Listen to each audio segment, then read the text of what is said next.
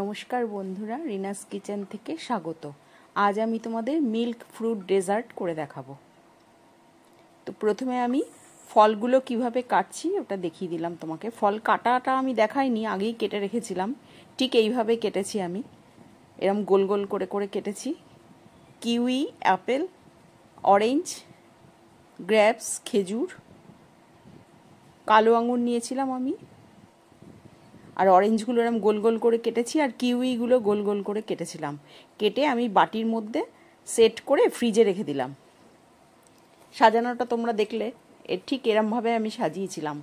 বোলটা যেরকম সাইজ হবে সেই অনুযায়ী সুন্দরভাবে সাজানো যায়। বোলটা যদি একটু বড় হতো তাহলে আর একটু অনেক ফল সুন্দর করে সাজানো যেত। এবার আমি 500 দুধ কড়াইতে দিয়ে দিলাম। দুধটা ফুটে ওঠার পর আমি কনডেন্স মিল্ক 100 গ্রাম মতো দিয়ে দিলাম। এটাতে চিনির ব্যবহার আমি করিনি, কারণ কনডেন্স মিল্ক তো মিষ্টিই হয়, ওই জন্য চিনি দিতে হবে না। এবার আগার আগার পাউডার 2 চামচ মতো আমি দুধের মধ্যে গুলে নিলাম। এটা কিন্তু ঠান্ডা দুধে গুলতে হবে, গরম দুধে গোলা যাবে না।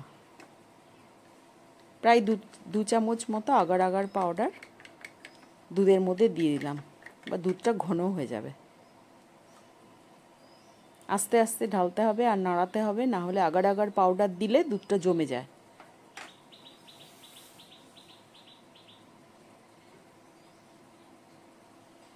এবার 2-3 মিনিট নাড়াতে নাড়াতেই দুধটা জমে যাবে, ঘন হয়ে গেছে। এবার ফ্রুট বোলটা বার করে নিয়ে এলাম ফ্রিজ থেকে। এবার দুধটা এর মধ্যে দিয়ে দিলাম জমানোর জন্য।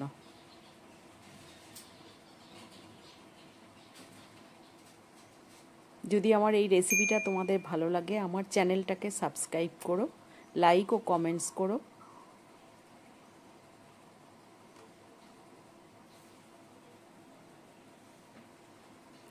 এটাকে এবার ওপর দিয়ে আবার আমি ফ্রুটগুলো সাজিয়ে দিলাম সুন্দর করে, দিয়ে ফ্রিজে এটা এবার 7-8 ঘন্টা রেখে দিতে হবে।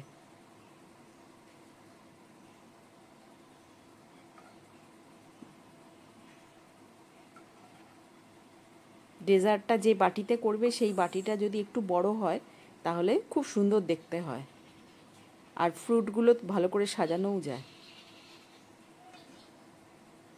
কিউই ফলগুলো আমি এভাবেই কেটেছিলাম, গোল গোল, কিছুটা হাফ হাফ করেও কেটেছি।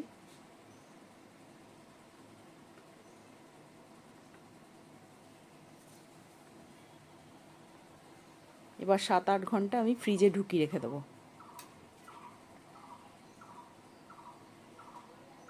এটা বাইরে রেখে দিলেও জমে যাবে। আমি যদি ফ্রিজে নাও রাখি, আমি যদি বাইরেও রেখে দিই তাহলেও এটা জমে যাবে। ফ্রিজে রাখলে টেস্টটা সুন্দর লাগে।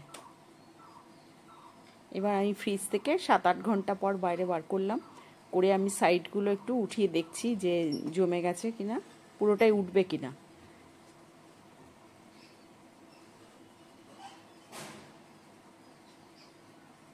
কাস্টার্ডটা রেডি, মিল্ক ফ্রুট ডেজার্টটা।